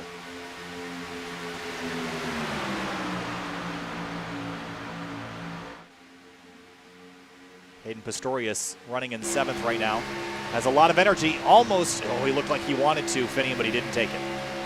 Yeah, I think, again, just erring a little bit more on the side of caution here. Ooh, I see someone trying to work their way 3 wide in the back. It's a 79 car, and the reason why is because he is battling for the free pass position with that 75 that's to his left. So this is the battle for the free pass, the blue and white car, and the red and silver. Here comes the 27 to pit lane. Dark Smoke Racing car is down on a pit lane. 2 of them that are in this pack, Jordan Ashland and Jeff Wright in the 2. I was just about to say it. Oh, making their stops here with about 25 laps to go. This should be their final stop here, Alex. Yeah, I believe so. I was just about to say, it looked like these guys at the front were getting down in line to pit. And yeah, I'd expect after these 2 final stops, the intensity level will definitely rise up. Yeah, I'm hearing a lot more guys calling out. Hayden Pistorius, Jesse Pierce, Angelo Ronas, the 17 car. All of them coming in. Jacob Blank is calling it out now too. So we're going to see a lot of guys ditching on pit roads. It's going to be a very busy place. Going to have to try to find a hole and find a place to break. Good to see a car go around if there's too many guys down there. Zach Carr getting well out of the way. He didn't want to be a part of it. A couple drivers peeling off. Chuck Sweeting, the 16 to Sheridan, and a few others. Oh, bit of a lock up there by the 16, but I think he got it down. I think he's good.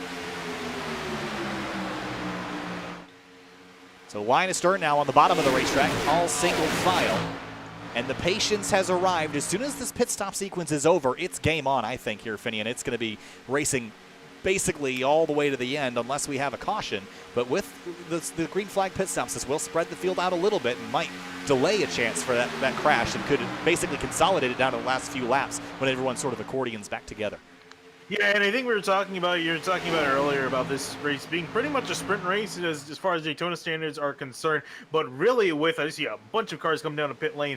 Really, with this being the final pits these guys need to make, it's going to be a full-on sprint now. You don't have another pit stop. There's no other chance for these guys to get separated. Woo. 77 dodging Matthew Close in pit lane. That was a little bit close for comfort, perhaps. And this is the lead pack all coming into pit lane.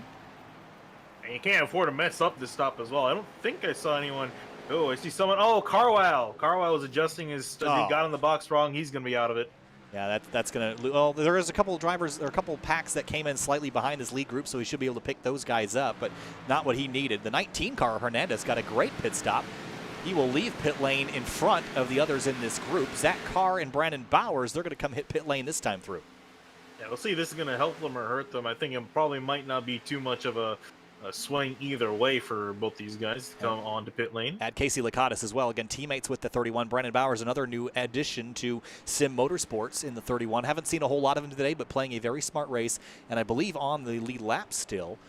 So should be in a competitive car here at the end, especially with a driver that's a lap down that doesn't care, that can push you and shove you all the way to the end. But Hernandez is out front with no friends, no help. Here comes the 33. That got really separated a lot more than I would have thought. They're completely spread out. We want to go to the start-finish cam and to see them all kind of approach on by. Look at this. This looks like how the Daytona used to race.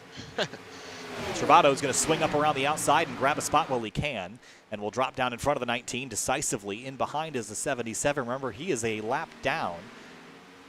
And in behind him is the car that is effectively third place at the moment. Make that fifth place because Zach Carr and Brandon Bowers are on pit lane. They're going to get past here, though, and blend back into line. Yeah, and they're going to try to blend back in line as Bryce Cluses come racing around them. They finally get a little bit of opportunity. Here comes Jeff Wright and Jordan Ashland. They're also going to take the chance to blow on by. Jump up to the outside lane with a big head of steam. I'm curious if Jordan Ashland, how long he can push like this. These guys are the only two that have really stuck with this old two-car tango concept where you pair up and go. We haven't really seen anybody else have the energy and consistency to be able to do that. Yeah, you just saw Jordan Ashland have to violently pull off. That tells me that he was really close to the limiter there. I'm kind of surprised. You're talking about the two-car tango. I'm surprised they didn't actually just try to do a switch here. I know it would have been really awkward on the straightaway, but just to keep the momentum going. I do think that they're going to catch them, though. They are going about 2 or 3 miles an hour faster in the corner, even separated. Jeremy Miller, all by himself right now, has a teammate a couple spots back in Brandon Bowers in that 31. Also going for the dash for cash, so $50 on the line if he can win the race under green. And Clifton Cockrell is actually the best running of the dash for cash runners right now, running in 9th. So up front, AJ Stravato and Jonathan Hernandez. I think Stravato's looking for a season like the first half of 2020 where he really found himself picking up wins left and right. It was not a struggle by any stretch in the last parts of the fall 2020 season. He was still winning races and being competitive, but it wasn't the domination that we saw earlier in the year. So he'd like to kick things off with a victory and get right back where he was. Remember, the previous season he actually started with winning at Daytona. And the 19 of Hernandez looking to pick up a second or third career victory in the next coming weeks. Yeah, it's amazing to see, after 2020, really you can officially call the 33 Servato a front runner. Remember all the struggles he had before. Now we expect him to see him in victory lane. It's no longer a surprise, and up here in the front, dominating the race so far. We'll see if he can do it, because there's gonna be a lot of guys starting to gang up on him. Yeah, remember he actually used to run the number 9, and when he's made that switch, he had all sorts of bad luck for years, literally years, and then made the switch back to 33. Took a little time, but now he's finally competing at the level I think he wants to compete at. Here comes Zach Carr, though, quietly approaching. He's a road ringer. We saw him absolutely dominate at Mid-Ohio Sports Car Course a few seasons ago. Heading to Dakota next week might be an opportunity for him, but here's a draft up the outside. Not a whole lot of help, but he's coming to the front. Yeah, if he's still got that road course in him, the road course ability in him, we'll see if he can keep it, maybe make it 2 for 2 if he can pull out a win at Daytona. He's looking strong. He's got Hutton in behind him, giving him a shove on that outside lane. 20 laps to go this time by. It's 50 miles left here from Daytona in the season opening race for the Outsider Racing League. Again, it'll be a week off next Saturday night, but the following Saturday night will be Circuit of the Americas in Austin, Texas. The first trip ever for the Outsider Racing League to that road course. 20 turns, 3.5 miles. That will be a challenge if Daytona wasn't. And this front pack goes all the way back to 11th place Brandon Bowers. So 11 lead lap cars with a sprinkling of some lap down machines in here to make things interesting. Yeah, and I think they're just kind of hoping and praying here as we start to count the laps down. They're still hoping and praying for a caution to come out to get their laps back. But as it stands right now, there's still 1 lap down and just kind of hoping and praying. They pretty much have no other choice but to sit here. We've only had a handful of cautions. We had... I I shouldn't speak. I was going to say that these Daytona races typically go one of 2 ways. Either you have a bunch of little cautions that only take out a few cars at a time, or you have very few cautions and they're catastrophically large. I think we're trending towards the latter. I'm not sure that we've had our last one yet, though. And remember, we do have the chance for overtime here in the Outsider Racing League. We can go over scheduled distance with a green, white checker. Also, I want to ask you guys, have we seen a definitive 3 lanes yet? We've seen like 1 or 2 cars, I think, try, but I don't think we've passed the lap cars with 3 lanes, but I don't think we've seen 3 lanes run for more than a lap. And this is going to be the first time this race coming with 20 to go that we're going to probably see these guys try 3 wide. So I'm curious to see what it's going to look like and how these drivers are going to react. You talk about a caution, we may see one then. Well, it's going to look like me keeling over in a heart attack because I don't think I can take 3 wide for this long. I hope they wait a little longer to do it. So 18 to go. It's about 30. Very quickly, they're staying down on the bottom. Oh boy. Trying to pick that up. It's Liam Sheen, I believe, in the 40. He was trying to pick up a little bit of ground, but he's 9 laps down. It wasn't really going to gain a whole lot from that. That's going to be a big run to that car there from 37 against the outside Servato with Hutton pushing him. So we're pretty much even. Whoa, a bit of a bobble there by the 28 of Clifton Cockrell. Casey Lakatos was able to back out. 88 of Hutton sandwiched between the 20 of Calusa and the 37 of Zach Carr, who's gunning for the race lead. A lap car up ahead. They're going to have to split. There's actually a pair of them up there. And then there's a much bigger pack about a quarter of a lap ahead. That could be the contention that we were worried about a little earlier. Yeah, this is that second group that we're alluding to. Yeah, they've been trying to run these guys down the entire race to no avail. Looks like they're trying to actually switch up here and there, but yeah, they're only just about a straightaway ahead, not even. So this pack's going to be bearing them down very quick, and it's a large pack of 6 to 7 cars. They just passed by the camera shot here. They're going to exit turn number 4 right underneath us. That's a whole bunch of them. Oh, car spinning onto pit lane. Didn't see who that was. It looked like it was Jesse Pierce in the 7th. Ah, yeah. Come on, Jesse. Come on, Jesse. He got it back rolling. We stay green. Stravato leads this lap. So 16 laps to go. And AJ Stravato has led 39 laps of this race. Probably the most dominant driver in the field so far.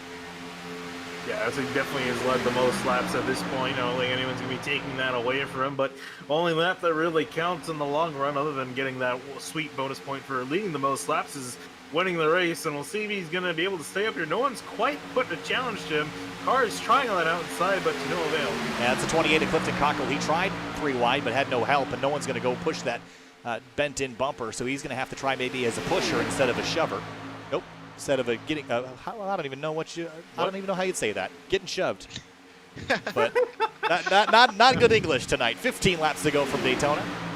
The pushy. Yes, the pushy or the pusher. That's what I was looking for. Thanks. I knew I liked having you around, Finian. Glad to be back. For something. It's like riding a bike, isn't it? All right, side by side, drivers pulling off on the back straightaway. That's a 21 of Eddie Trejo. We're getting down to crunch time, boys. 19 of Jonathan Hernandez is looking really strong right now. He's just started pushing. But is he going to get stuck down here, Finian? You mentioned claustrophobic. I think he's going to get caged in on the outside as we approach this other group. Right now, he might try to. No, I'm actually surprised he didn't use clear for just out of the exit of turn 4 by a little bit. Had the opportunity to jump to the outside of the 37, or jump in front of the 37, but didn't take the opportunity to do so, which I'm a bit surprised by, because he looked, as you mentioned, he does look really strong. And again, the only way you're going to be able to get around leaders is obviously by working around the outside. The problem is just getting someone to work with. It just seems no one wants to work with each other in that outside lane. It's a lot of take, not a lot of give. We also definitely don't want to get to the lead too early here. We still have about 13, 14 laps to go. You get to the front now. Oh, 50 cars spinning. Casey Lakatos. Caution. Adam Cabot again. Saved it, though. Caution out. Coming to 13 laps to go. That's going to change how this race ends for sure. And everybody that was a lap down just breathed a sigh of relief, except for Casey Lakatos, who just took a big, deep breath and tried to hang on to that thing. Let's go back and have a look at how this started. Just got turned off the nose of the 77 and wallops the wall pretty good with the right side. Poor Adam's been in about everything tonight. It seems like it. I think he might have caused this one, though. Let's have another look.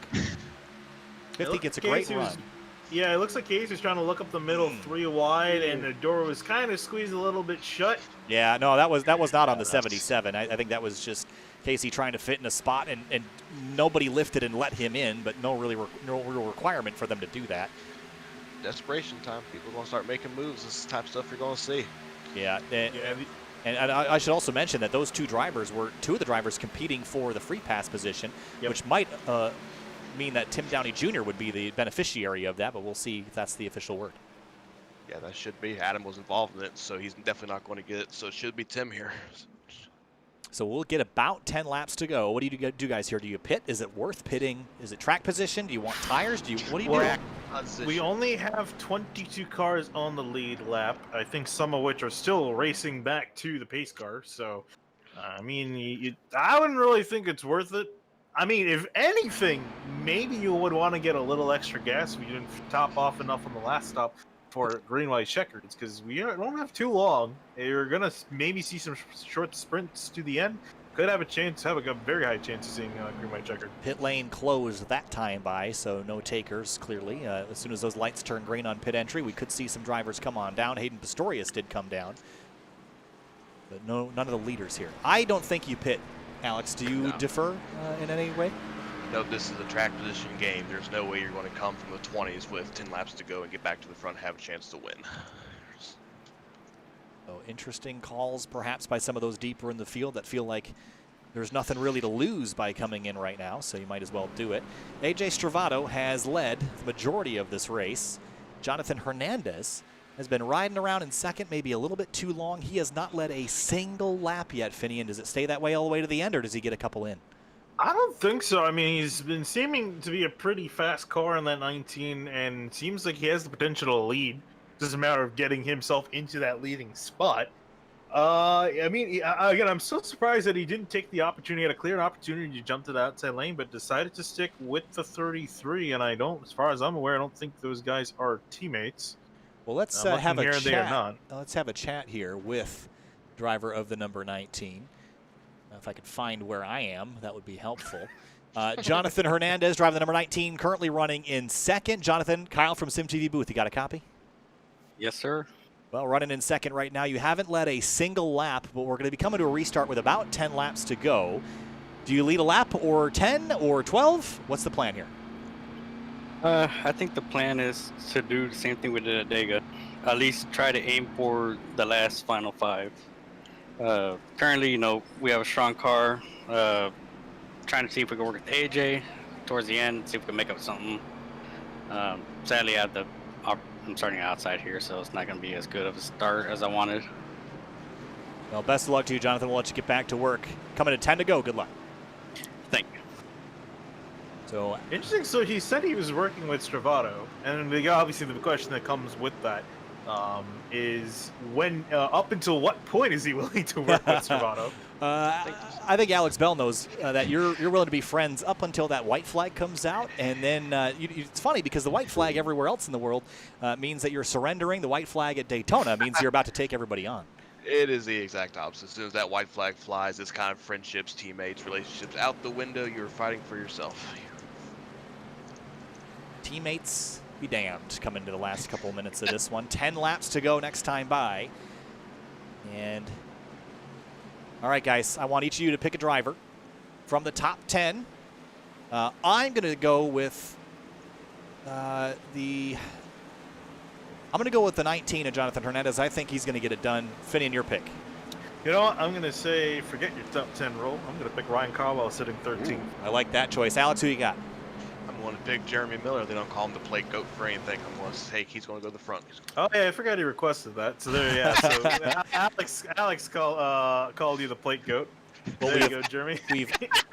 The only one of us that picked a driver that's actually led laps tonight is Finian, so I'm not feeling too great maybe about that. But coming to the green, 10 laps to go here from Daytona. You're watching SimTV, the Wright's FeedYard 225 from Daytona, the season opening race for ORL.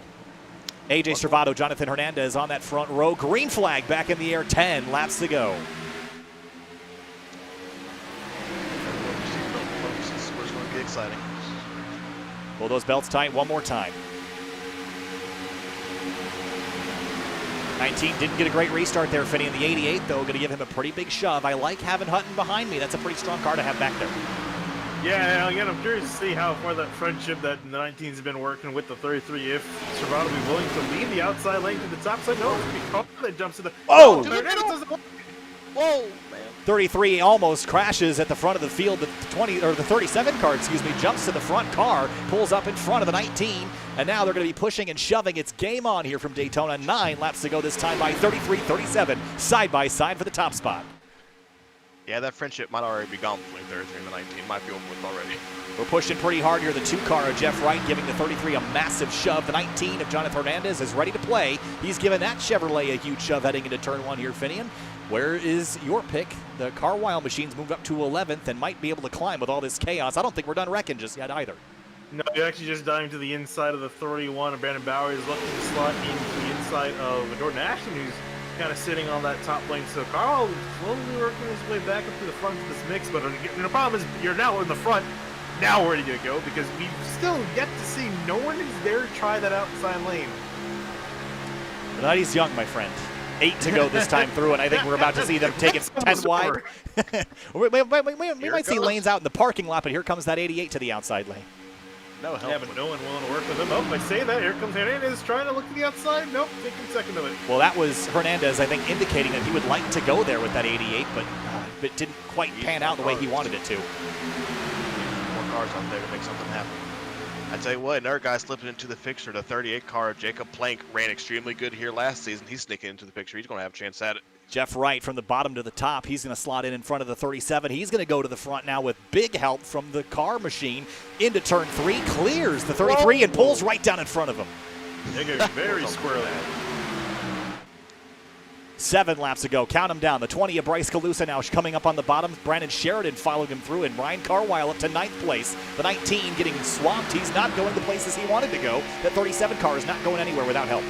Yeah, I've noticed this package is significantly shorter. I mean, but everyone's just closed up in on each other, bumper to bumper. they're not letting room to breathe their engine only when they have to, but other than that, they're trying to push as hard as they can now. It's on.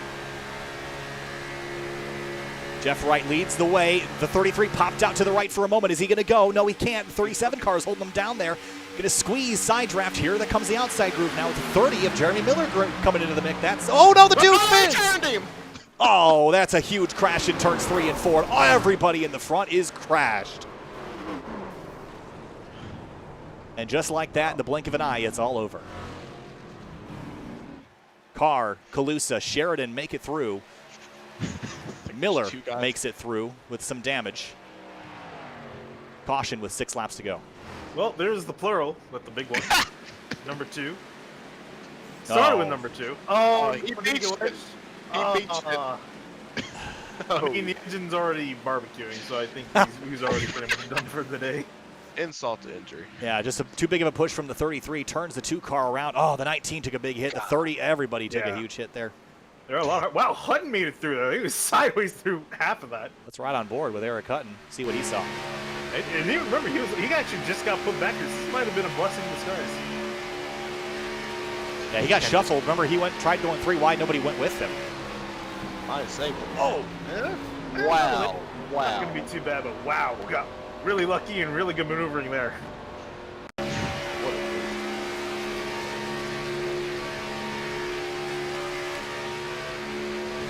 John board Jordan Ashland here entering turn 3. Nowhere to go. Gets hammered from behind. The 31 of Bowers gets into him. The 19 car almost picked his way through that one. Oh no! Got hit again at the end. Here's Jonathan Hernandez's view. Oh, Nothing. nowhere. Things happen so fast. 1 second, everything's fine. The next second, the whole field's flying apart around you.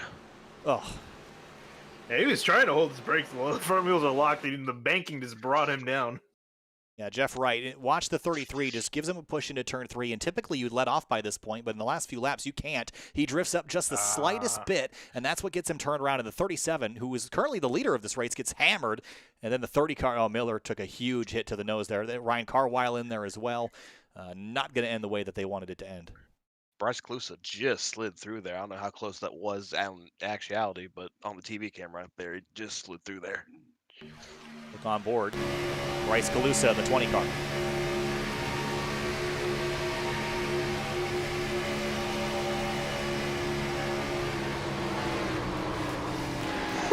Oh, man. Started. Wow. Not too bad, honestly. Could have been A lot worse. worse. Yeah. Notably, up in front, car has not come down the pit road. They have all passed pit road once. So he's electing to stay out. So he's saying right now on the radio that he's planning on staying out. If the car is too bad, he will pull off to the side, but he's going to try to give it a shot. Oh, the car is decent enough to run. Doesn't look that bad, but he did take a pretty big hit to that nose. Kyle, is there any clean cars left out there? I'm looking. I am not seeing a whole I lot. have to look. Jordan Ashland's doesn't look too bad. Jacob Hey, Plank he did get hit. is in. He's got some right front damage. No, I don't Right rear think damage, there is anybody left without damage. A lot of I think virtual. Eric Hutton's probably got the best looking car. Oh, Hayden Pistorius. Hayden Pistorius, and Chris Harvey doesn't look too bad either. We haven't talked about him a whole lot. Started 28th, running 8th, and then you mentioned Hayden Pistorius. He's also looking pretty clean right now. I don't know if it's going to matter how clean the car is. I think they're all going to run okay. I think it just matters. Now it's a survival race. We're going to have 3 to go.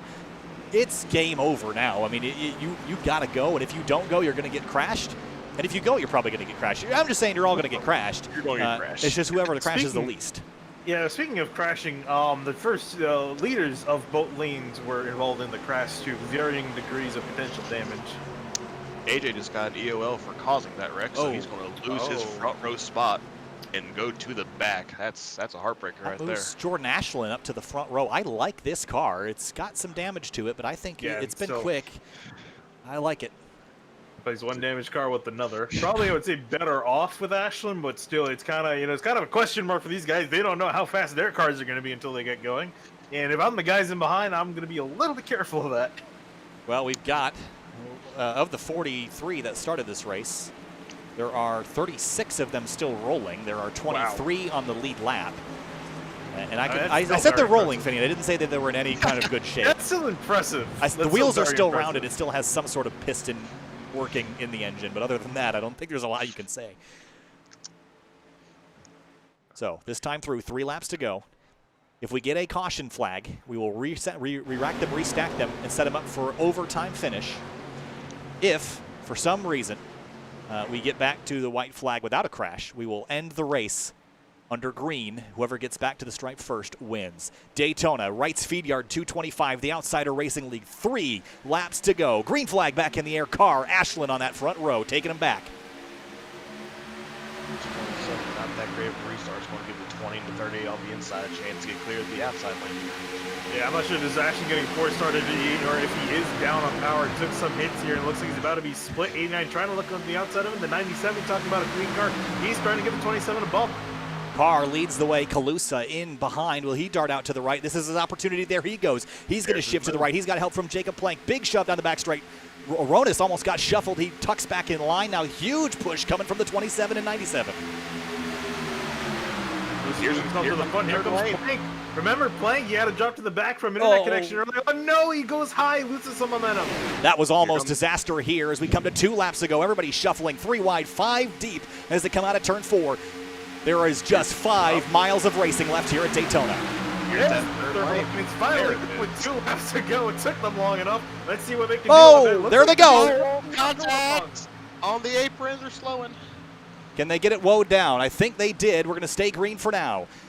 Up front, 20, 38, drag racing at the exit of turn 2. The 37, a car gives a shove. Here comes the 97 of a Chris Harvey with a big run to the outside, but no help up there. He's going to need at least one more car to at least somewhat keep the momentum, or not. He's still holding ground pretty well by himself. Can we get back to the white flag without crashing? That means we'll get to finish this race under green. The 27 almost gets split 3 wide into turn 4. Oh, there they go. There, 25 into 16. We stay green. We get back to the stripe. 3 wide for the lead. The 97 on the high side. 1 more lap. We'll end this one under green. What an upset this could be if Jacob Plank could pull this off from the outside. Middle, 3 wide. Here comes the 97 with the 89. Chris Harvey on the outside with help from the 89 car. That is Stephen Black. 3 wide, 3 deep at the front. Plank in the middle. Where does he go with help from the 27? Outside lane has run here crashing behind him. It doesn't matter. Coming back to the checkers this time through. Harvey on the outside. Mr. Where did he come from? Plank on the bottom. The 27 car of Ashland can give him a shove. Side by side as we come out of turn 4. Harvey noses ahead. 2 wide for the race lead. Harvey is out front. Is he going to do it? Coming to the checkers, Chris Harvey wins at Daytona. Where on earth did he come from? Came from the outside lane 3 wide. We didn't mention him until I think the first time we mentioned him on the broadcast was the last caution. He has been he led 1 lap. 1 lap, and it's the only one that matters. He made it count. What a move. Chris Harvey, the winner here at Daytona in his first start in the Outsider Racing League in the number 97 PJE Designs Tito's Handmade Vodka Chevrolet Camaro. Led 1 lap. 2.5 miles, not even. I think he led the last 100 yards maybe. Timed it just right. Stephen Black second, Hutton third, Plank fourth, Ashland fifth. It was a crash and a mess behind him. But Chris Harvey did all he needed to do. Is this Chris Harvey's first career start in this league? Yes. I think so. And it's first career win. Can't ask for any better start than that. There's some very angry drivers towards the end of that race. We'll go back and look at it. A little understated. We'll go back and look at it. Chris Harvey celebrating here in the Daytona grass. Started 28th, fought his way forward, hung out in the bottom half of the top 10 for the last half of that race or thereabouts, but didn't make himself known until the last quarter of a lap. And celebrates with burnouts on the front straightaway at Daytona under the lights. Here is a look at your race results. Chris Harvey got it done. Stephen Black, Eric Hutton, Jacob Plank, Ashland, then Bryce Kalusa. Zach Carr in the last moments slips to 7th. Chuck Sweeting pulled the top 10 out of that one here, Finney. A nice result for him. Didn't talk about him most of the night. William Schmidt, Ronis, Tim Downey Jr., a lot of names we just didn't talk about because they were the ones that made it. Yeah, pretty much. And I mean, hey, that's all that matters, really, is making to the end of this thing. And I'm sure those guys are going to be happy, especially Angelo Ronis. His car was torn up for a majority of the race, and he was nowhere near the front of the field. And so lucky for him to make it on through for a solid top 12. I'm sure he's going to be happy with that. AJ Stravato finishes 22nd after leading the most laps in this one. Adam Cabot 23rd. Talganoff, John Forbes, and Corey Steinhauser out with an early crash, but ended up maintaining position up in 29th. A lot of good names back here, but as farther back we go, there's some more heartbreak. Liam Sheen with an opportunity to win tonight, didn't get it done. Mitch Welker out really early. Jeff Wright crashed from the race lead. Mario Miranda, that's a disappointing result for the 98. There was a few more drivers at the tail of this one, but at the end of the day, Chris Harvey got it done. What a drive by him, and like I said earlier, if you're not talked about at Daytona, maybe you're the one that's going to win the race, because the drama isn't always going to get you the race win here. Yeah, absolutely not. And, you know, it's a matter of making it to the end, and that's exactly what he did. We were talking about him and Hayden Pistorius having clean cars by the end of that race, and that might have been really the big factor that got him that win. In just a moment, we'll talk to Chris Harvey and more. We've got Stephen Black waiting for us alongside. Second place in the number 89, 58 thousandths of a second behind Chris Harvey. Stephen, you pushed him to the front. Take us through your vision of those last couple laps. Everything happens so fast, you can't really like put an eye on any single thing. But I was trying to get that third line to work, and I got up into the wall with about 2 to go, and just kept my foot in it. We were losing draft. We got into the first wreck, but kept digging and managed second place. Tonight we saw a couple really big wrecks that took out a lot of cars. Typically you see Daytona go one of two ways. It's either very few big wrecks or a lot of little ones. Which one do you think, in terms of the crashes tonight, which one scared you the most? That was that big crash early in the race. Was that the one that sort of had the biggest potential to catch you in it, or were you able to steer around that one pretty clear? So we did get involved in the first one that did happen. We went around, didn't take too much front end damage, mainly just got hit in the rear.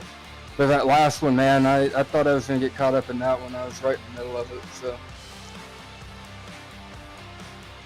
Well, Stephen, congratulations. We head to Circuit of the Americas in a couple weeks, and that's a big unknown for a lot of people. Your thoughts on COTA? Is that a track that you're looking forward to, or one that you've got circled as a potential issue in terms of the challenges that it poses? I think it's going to be an issue for me. I'm going to give it get some practice on it, and hopefully be ready for that race coming up. We'll see. We will see. Stephen Black, second place tonight. Congratulations. We'll see you at COTA. Yep, thank you.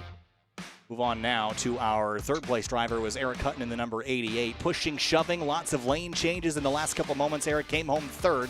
I know that you would have liked 2 spots better, but all in all, you made it through. Take us through the last couple laps. Yeah, those last laps were pretty wild. Got stuck behind 2 slow cars there on that bottom line. Got stuck behind for about a lap and found room up top. I think it was coming to the white, and didn't have enough help or enough momentum to get to the front with that last sprint right there, but managed to come home third, and good start for the season. Hopefully create a momentum into next week. All right, Eric Hutton, third place tonight in the number 88. Eric, congratulations. Good luck to you at COTA in a few weeks. Appreciate it. And finally, last but certainly not least, Chris Harvey, in his first ever appearance, goes to victory lane. And in terms of the last lead chart, Chris, I think you're at the bottom. You led 1 lap, and it was the only one that mattered. Checkered flag to you in your first start. What a drive from 28th to 1st. Take us through your night from the back of the pack to the win. Man, I can't believe it. I just wanted to buy my time back there. Dylan, my teammate, he spotted me there for the first little bit of the race. He told me, stay in the back, let the guys wreck, and just be there at the end. And when it's green, white, checkered, that's when you go to the front. And I popped to the outside there, just hoping someone would get in behind me. And finally, I think Stephen Black did at 89, and then we went to the front. It was awesome. So Finian feeding me some information behind the scenes. I'm not going to credit myself with knowing this information, but until the last caution, you weren't higher than 15th the entire night. So that strategy worked out to perfection. We talked earlier in the pre-race about having strategies at Daytona and Talladega is difficult because you don't know that it's going to work out. So how many times have you been burned by the lay in the back strategy to still get caught up in a crash? And what prompts you to make that decision versus racing up front and trying to be ahead of it? Yeah, once you kind of make that decision, you just kind of have to stick to it and just hope you have to have, the luck has to go your way. And if there wasn't that caution with 15 to go, then I'm finishing 20th. And I'm just basically just sitting there praying for a yellow, basically riding around, finishing 20th and being happy with it. And then when the caution come out, I was like, okay, here we go then. Let's just try to go for it. Well, a win in race number 1 of the season is awesome, but we head to Circuit of the Americas in a couple weeks. That's a huge unknown for a lot of people. How do you feel about the road course in Austin, and is that one you got circled on your list? I don't really have anything circled on the list. I'm just happy to be here. I got the invite and just trying to get the Rookie of the Year, basically. And this strength of field is as high as I've ever raced against. You probably won't see me up front very much, but I'll take this one. Well, you'll take it, and you took it in the last 100 yards here at Daytona. Chris, congratulations. Good luck to you in a few weeks. An epic drive there at the very end. Congratulations to you and your team. Thank you. And just real quick, I want to thank my teammates. I know Dale, Jeremy, Dylan's watching. Dylan's helped me so much. My Uncle Rusty, I want to shout out to him. I know he's watching. And thank you guys for putting this on. Absolutely. Chris Harvey, winner at Daytona in the Outsider Racing League, Wright's FeedYard 225. Thanks, Chris. And with that wraps up things for the first round of the season, guys. I got to say that was pretty darn good.